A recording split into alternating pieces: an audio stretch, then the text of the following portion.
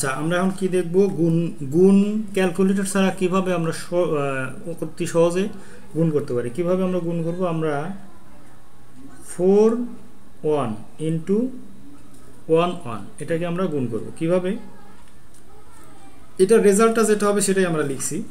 এটা রেজাল্ট হবে, আমরা প্রথমে কি করব, এই 4 1 এভাবে 4 বসাবো এবং এভাবে 1 বসাবো। মাঝখানে একটা সংখ্যা আমরা বসাবো না।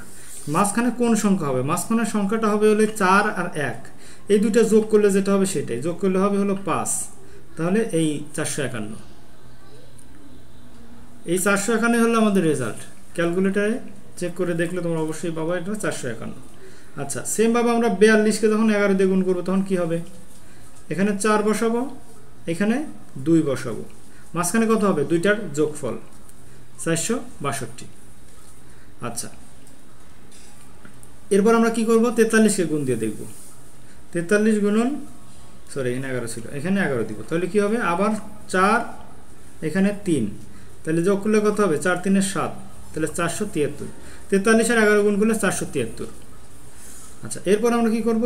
43 ইন্টু 12, সরি 44 ইন্টু 12, 44 ইন্টু 11, তাহলে কত হবে? এই 4, এখানে 4, 4 যোগ 4 কত হবে? 8। সো এটাই আমাদের রেজাল্ট। আচ্ছা, এরপর আমরা 45 ইন্টু 11, তাহলে কি হবে? এখানে 4 দিব, এখানে 5 দিব, 4 আর 5 যোগ করলে 9।